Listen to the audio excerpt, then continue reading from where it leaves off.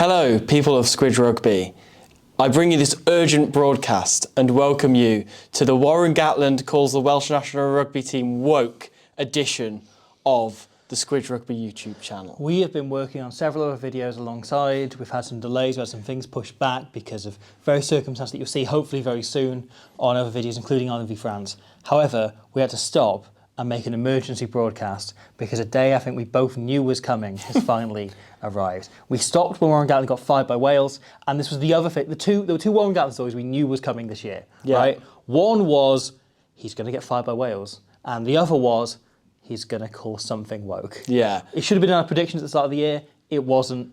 Alas, we came to this day anyway. The more and more he was like making excuses, like when he threw Sam Costello under the bus, he was blaming referees left, right and centre and so on. Like we said a lot off camera before, like one of these days he's just going to say some shit like, if he carried on the Wales job enough, he would have carried on and said some shit like, oh, you know what, the only reason why we lost that game to Scotland was just because bloody pronouns and just like all of this, the young woke PC police going on around today, he would have said something like that. So today we were both working very, very hard in the Squidge Rugby office on two separate videos that we are bringing you.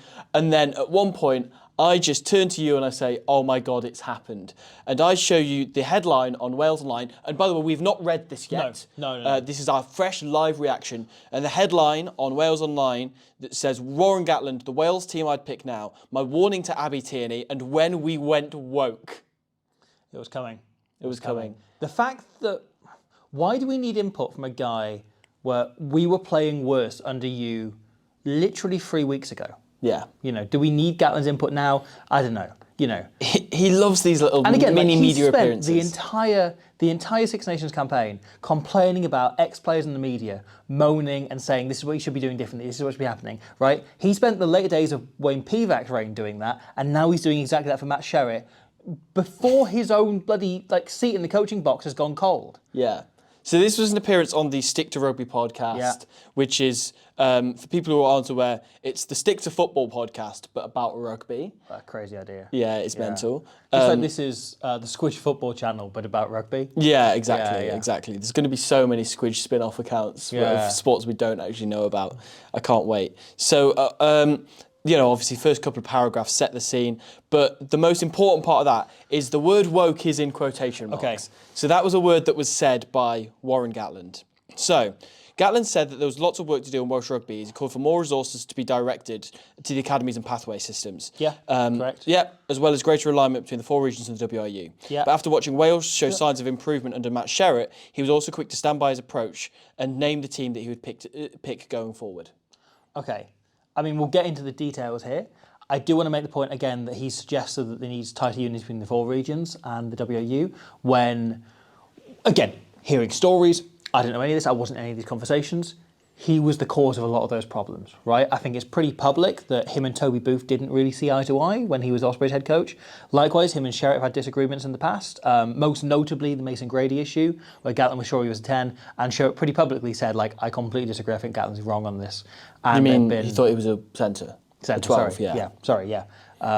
He's definitely not a 10. He's definitely not a 10. But we've seen this in the past, right? Yes, definitely. We know at least two of the regional coaches have pretty publicly spoken out against Gatland and said there wasn't this kind of unity between them. This is so funny because Warren Gatland's like one of my heroes. Yeah. And this is the situation we find ourselves in. Really telling as well, the first thing Abby Tierney said when asked what do they want from a national head coach is someone that can work with four regions, because that's been an issue up until now. Yeah. And I think it was closer aligned under Pivac, but this second Gatland era, he's come in and expect the level of control he had before. Yeah. And he didn't necessarily get it because you had stronger coaches in those positions on the whole. And people that are more experienced, been around the block and hadn't been dealing with that for the last few years. So yes, he's right to make that point because I think it is true and I think it's correct. But I also think his approach of dealing with that, as I believe we'll probably end up saying more on, was not the right one. Yeah. So obviously we've not listened to the whole podcast, but I do have the quotes in front of me here. Again, this is a very immediate response. It was quite funny because I finished and I looked at the team they picked against Ireland. For me, my whole thought process wasn't about now, and Matt's got that luxury. He's just thinking about now and he's brought players in. My whole thing is how do we get back in the cycle again? And we're thinking about the World Cup. So if I looked at the team and I was involved in selection, I would have started Dan Edwards at 10, stayed with Eddie James at 12, probably Joe Roberts would have been at 13, and it would have been the same back three. That's interesting. Yeah. It's like, why? Yeah, I don't know. Then why wouldn't you pick that team already? Changes. Yeah. Yeah, if he's thinking about cycles, I don't know. Yeah. On Sherritt, bring back the likes of Max Llewellyn and Jared Evans. He added, Matt's got a relationship with those players and he thinks they can make a big difference. That's completely his prerogative to do that. He's on a different mindset in terms of what he's trying to do. Fair enough? Right, no, but Max Llewellyn's what, like 25? Yeah. Right? He's going to be around in the next World Cup. Yeah. Jared Evans, 27, 28? Yeah. He's going to be around in the next World Cup. Gareth Anscombe, that next World Cup's only 2 years ago away. Like, he could make that, you know. He probably will. Like, Gareth Anscombe is, I think, the 5th youngest member of the squad at the minute. Yeah. Like, it was completely one rule for them, one rule for everyone else. Again, rumours, wasn't involved. There are countless rumours out there that Gareth Anscombe's feedback after the autumn was very damning of the environment with Wales under Gatland. It's funny that, isn't it? Yeah. That got him dropped, maybe. There. Yeah. Like I said, our whole thought process was, I've got into the job thinking, honestly, what is the best decision long-term for Welsh rugby? How do we get to 2027, where we've got some experience, we've got some depth in certain positions, knowing that you get 3 or 4 months together in a World Cup cycle where you can do the training, the depth, the detail that's needed. I'd look at it as you've got a World Cup squad, think, sorry, I've just remembered what's coming up later in this. You've got 70 to 80% of them can hopefully be there for the next cycle. After the World Cup, a few players drop off and the transition becomes easy coming in.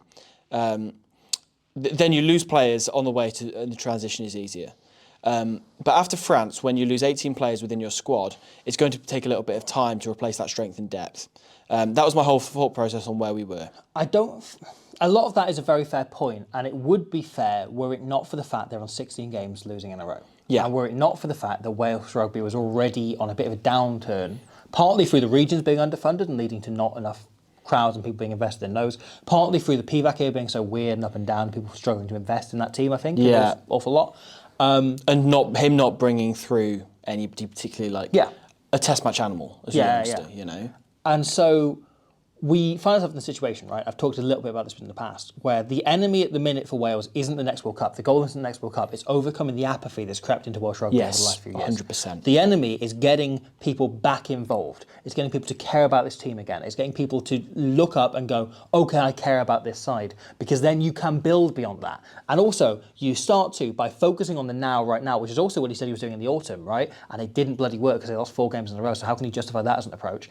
But you also begin to build those players into players that know how to win and believe in these systems and believe in having the crowd behind them and making a difference to the Welsh public and so on. There's so many past generations talking about making such a difference when it came down to tight games. Yeah.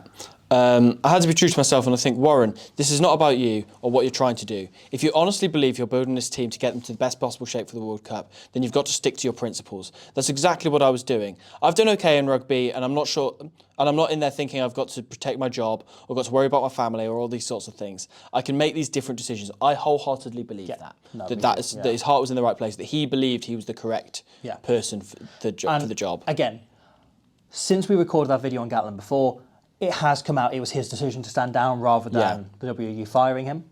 And good on him for realising that approach wasn't working. Yeah. While he had said that he'd loved his time in Wales and would be cheering like mad for the team going forward, Gatland also admitted he'd been taken aback by the state of Welsh rugby when he returned to the hot seat in December 2022. After plugging the dam for so long, the coach said that it would take a while for Wales to recover and admits there was a lot of work to do to fix things. Back to quote from Gatland. Having come back, I was taken aback by all the systems and structures that have been put into place and how they're pretty much basically all gone, fallen away, and the planning and preparation that had gone into those different cycles. A lot of people, players, and players are probably not aware of those discussions that you're having and the planning that you're doing behind the scenes and what your thought process is around different campaigns and things. Sure. There's a lot of work to be done in terms of pathways, the under-20s programme. We got rid of the National Academy in 2015, which I think was a mistake. Yes. The Wales under-20s won a Grand Slam in 2016, and since 2017, they haven't finished above 4th. Those are the players that are coming through into the senior squad. Very fair point to bring up. It's so weird that he's discussing all of this suddenly now he's out of the job. Yeah. I don't know. Yeah, we were saying for a long time, we're just plugging the dam here with the success that we're having. We're papering over the cracks. Was he saying that, though? That's what. Was he This saying is that a quote. 2019? Okay. Oh, he wasn't saying that in the 2019. But yeah, this is a quote of him. When the dam bursts, it's going to take a while to recover. It's going to take time to develop strength and depth, to put the resources into the academies and the pathways in the under-20s programme to get good people involved, experienced coaches. Reflecting on a conversation he had with the CEO Abby Teeney last year, Gatland added, "You need to be planning stuff and you need the regions of the union working close together. There's still a deal that hasn't been done. I can remember going out for lunch with Abby Tierney, the new CEO, and she said, the deal's done. I've spoken to all the regions individually. It's really, really close. This was 6 or 7 months ago." I went, "Abby, I'm telling you now, from my experience, you think the deal is going to be done, but when it comes to that day, it's going to be signed. There'll be something that will stop it from being done. It's still not done." Yeah. So then there's some more stuff. Obviously, we've got 2/3 of the bits of the headline out of the way now. Yeah. So the big bit's coming up. I do again, though. There's a big chunk of that comes very close to Gatland blaming the players again.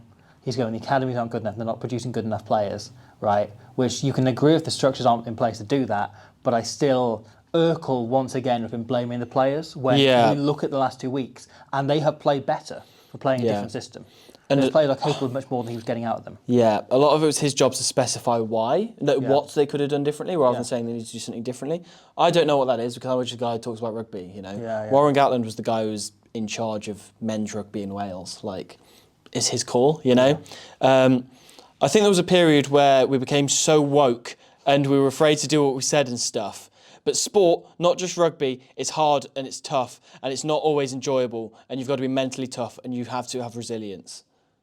I'll read that quote again, shall I? Can you please? Yes. What's the lead into that? As Wales fell to 14 straight Test match defeats under his leadership, Gatland admitted that there are aspects of his coaching in a second stint that he found challenging. Not only did he feel a lack of support in the media from his former players, but with... Well, you're losing 16 games in a row. Yeah, with a younger group of players at his disposal, he felt under pressure to adjust his coaching methods, and he doesn't believe it helped. "I think there was a period where we became so woke and we were afraid to do what we said and stuff." No. I think there was... I can't get my head around this quote. I think there was a period where we became so woke and we were afraid of what we said and stuff. But sport, not just rugby, is hard and it's tough and it's not always enjoyable, and you've got to be mentally tough. You've got to have resilience. Right. So basically what he's saying there is the same thing that we've heard countless other coaches. I mentioned Toby Brief, who talked about it to us directly about it. But also Eddie Jones has talked about this. You've had countless others who have made the point, Steve Borthwick, that the modern player has grown up, and the modern player is very different, right? And Eddie Jones talks about it from a attention point of view, right? That like the modern player has a short attention span, so you've got to get your messaging down.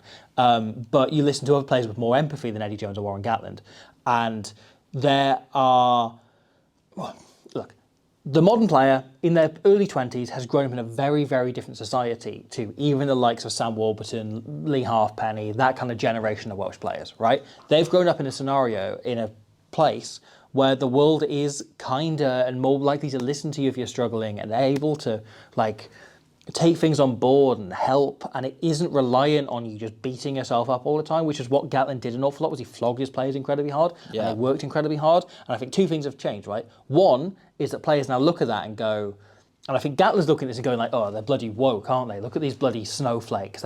They can't take hardship. What they're actually doing is going... His job's to help those players? Yeah. How is that going to help them? What they're actually doing is going, actually, I need some time to recover between this for the sake of my own body and... my mental health, my well-being, ability to perform, right?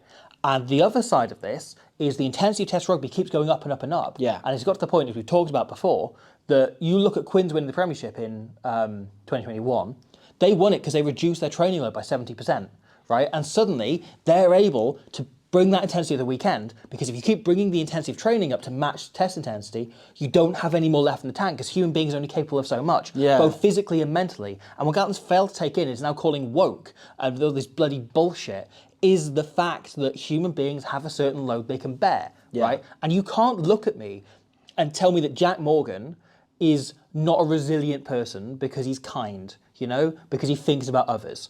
Because actually, you look at what he's been through, right, and the effort levels that him and so many others, Dav Jenkins, so many of those players from those kind of like in their early 20s in this Welsh team worked unbelievably hard under his system and were giving absolutely everything they had. I presume in training, obviously I wasn't there, but watching the games, like they're giving everything. Like Dav Jenkins and Jack Morgan are statistically maybe the two best players in the Six Nations alongside Rory Darge. Like they are so high up there in terms of their work rate and the effort they're putting in over 80 minutes.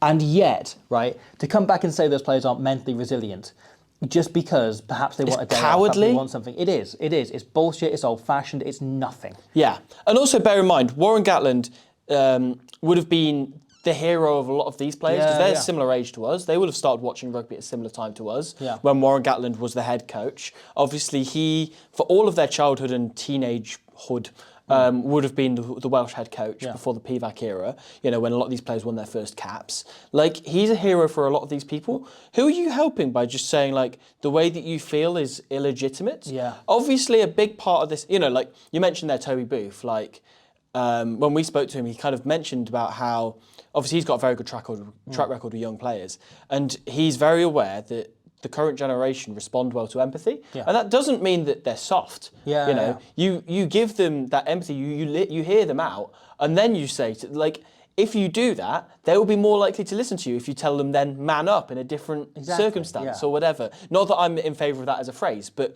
obviously it's quite difficult because woke doesn't mean anything. No. Woke is not a thing. Like, what does woke mean? Well, if you ask Warren Gatland, it's Tom Shanklin, David Flatman, Katie Daly-McLean, the hosts of this podcast, the Stick to Rugby podcast. If they sat down and just said, okay, Warren, when you say woke, what does that mean? Yeah. Typically, like, everyone has a different response. Or if you ask somebody that on Twitter, like, I love using the word woke because it's funny. Because it doesn't mean anything, to take the piss out of that. But like, if you ask somebody seriously, like, what does that mean? Usually they just insult you. And they say, like, oh, you're a fucking, like, stupid liberal twat, like. They usually merge a slur into there of some sort, an ableist slur. Like, and, it's so woke to call slurs because that's what they are, Like, I don't know, it's such a broad thing that doesn't actually mean anything. And Warren Gatland said that. So he then says... But, like, so much of the stuff that people call woke is actually just being an adult. Just being a grown-up who has empathy and has thought of other people and takes responsibility for their own actions and listens and calls out things when they're not okay. But there's no consistent definition. No, there's not. But, like, everybody so often, thinks of it as something different. So often, the things that people describe when they say, like, oh, I hate, I'm anti-woke, what they mean is I'm childish. What they mean is I want to, like, act like you do when you're a kid and the world revolves around you and you don't want to think any further than the outside of your bedroom. I saw somebody pre-Six Nations on Twitter, and granted, that's my fault for being on Twitter. You got the right idea. Referring to Scotland having co-captains as woke. Woke nonsense was the quote I saw. Well, again, people have called the 7-1 bench woke. What do you mean? I think what it means is it's different from what I'm used to. And change is difficult. I get it. But also, like, it's a silly kids game. It doesn't mean anything. It's inevitable as well. It's just rugby. Like, I don't know.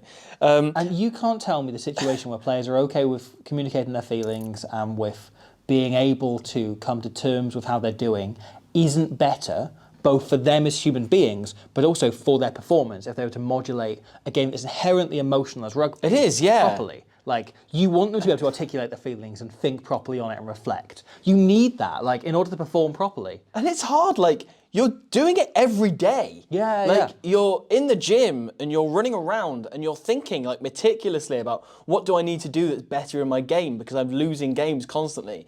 I'm going to blame myself a little bit. You would if you're losing games because you care, because you're playing for your country. It allows you to build that mental resilience that he's talking about. Sorry, continue with the... Yes, it almost became like it wasn't the right thing to talk about, needing mental toughness and resilience. But I think that balance is starting to come back a little bit. People are realising, actually, we went too far in one way.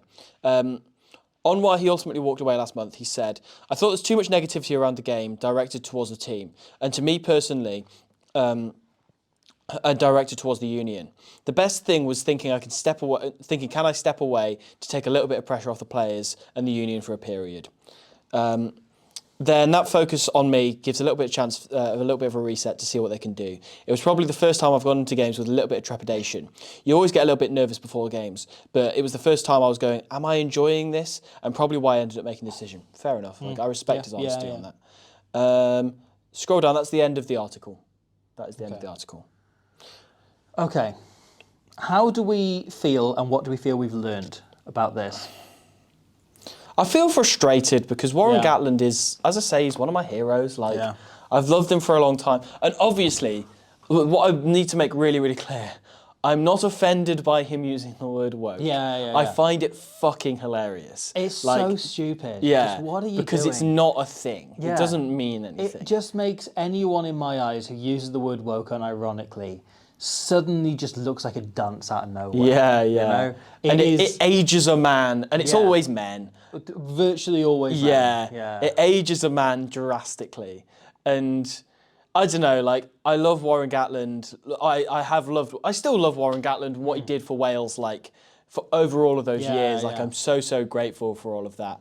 But it does make me feel vindicated that he walked away at the right time. If, like, he was 3 weeks away from calling the WU and the team woke, right, then he had to go when he did. So you know what? I'm happy that the Gatland era ended exactly when it did. Because if he started doing that, it'd just be like, okay, you're literally fucking lost for ideas. Like, you've got nothing left. And you come back to how low in confidence the likes of Sam Costello were, right, over the autumn, right? And if he's then going, be mentally tough, that doesn't do anything. You've tell him grow up, play better. You've got to take a moment to actually settle him down and, like, you know, work around them and build him back up from the ground.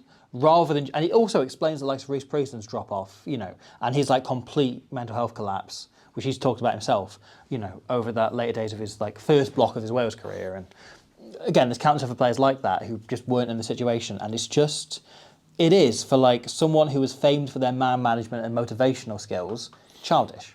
It is. It really is. And yeah, obviously, above all, the number one thing, above it being childish, above being angry, like, you know, above it being any of these, like, aggressive, you know, unempathetic, if that's even a word, right? It's fucking hilarious. That is true. That is the number one thing I want to take away from this. Would you, that Warren Gatland said that the team are woke. How would you rank, in terms of wokeness, the teams in this year's Six Nations? Okay. Who's wokest to least woke? And do we explain this, or do we just do it and just put it out in the world? Like a sentence or so's explanation. You know, okay.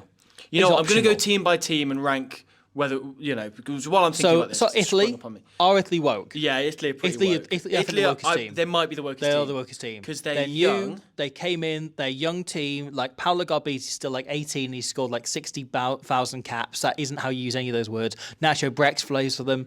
And Stephen Varney's like that big. Yeah, like, Brex speaks like 16 languages and that's woke. Yeah, Stephen Varney's a small boy and that's woke. So Italy, I think, the wokest team. And like, Lamoureux is like a really nice guy. Yeah. Who loves women's rugby. Yeah. Okay, Italy, on instinct, are the wokest team. Yeah. France, bit woke. France are pretty woke. Bit woke. Now like, Dupont's gone, they're less woke. Now they've got like some random bald guy. Yeah, that is true. It's not bald to be woke. It's pretty Brex to be Brexit. That is to be broke. To be woke. Oh, to be bald. Oh, I'm twisting my words. Antoine Dupont though.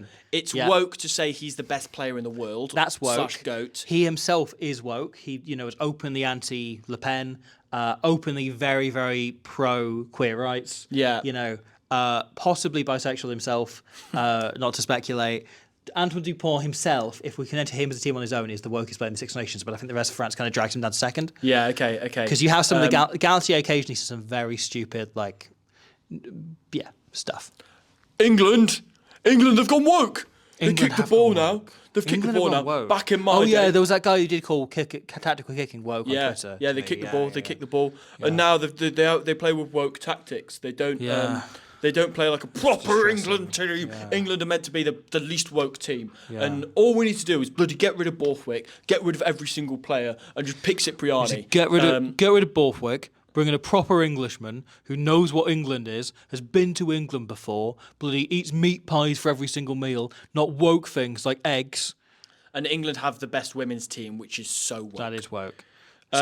Scotland have co-captains. That is woke. That is very woke. Which is extremely woke. Oh my God, why are they all so woke? They are really woke. Scotland are slightly less woke, I reckon. Although no, they are, because they've only got foreigners playing for them. Apparently that's woke. That is woke. Yeah, it is woke. yeah. Okay, Scotland. Even though they're woke. all I think qualified Scotland for go above Scotland. England. Like, I find that so mental when people on Twitter are like, "Oh, none of these guys are Scottish," and it's like they're all qualified for Scotland. Hope this helps. Yeah. Ireland, not that woke, to be honest. I think Ireland are the least woke team. I think they are, because they're all massive lads. Yeah. Who can tackle people. Yeah, they're all like posh boys from old money, like from Dublin bullshit investment bankers or whatever. And they're all just good at rugby. Not to generalise, but this like Leinster system being all private schools and bullshit, and you're like, well, I think Ireland are the least woke team. Yeah. Obviously, they play in green, which is the least woke colour. Yeah, famously it is. Although that said, they now pander to woke nonsense and play in white when they play against Wales, who play That's in true. red. That is woke. But that isn't up to them. That's Wales' fault. No. It's them. It's their own fault. Okay. But Ireland are just good at rugby and they just get on with it and they don't complain about it. And that's boring. So that is the least woke way of doing it. Yeah. Is that all of the teams? No, Wales. Oh shit, yeah. Well, Warren Gatland, the man himself, has said it. If he was in the job and he said that, then that would have been hilarious. Yeah. Just like, the reason why we're losing this is because we're too woke. Well, they've... Look, I think Italy are the wokest team, but if Warren Gatland says that Wales are the wokest team, then they have to be. They have to be. What Gatland says goes. And what I Gatland wonder if says he coached is everybody woke. else, he would still think that. Probably. I think he would. I think it's a generational problem, and I think Warren Gatland is realising that he's perhaps outstayed his welcome in this arena, much as Eddie Jones is learning at the minute. That like some of those coaching methods probably don't work so well anymore, even if you've got the kind of tactical brain to back it up, which again, I don't think was really working for Gatland this Six Nations. Warren, I'm really excited to see you coaching the Lions at the Bermuda Classic, mate.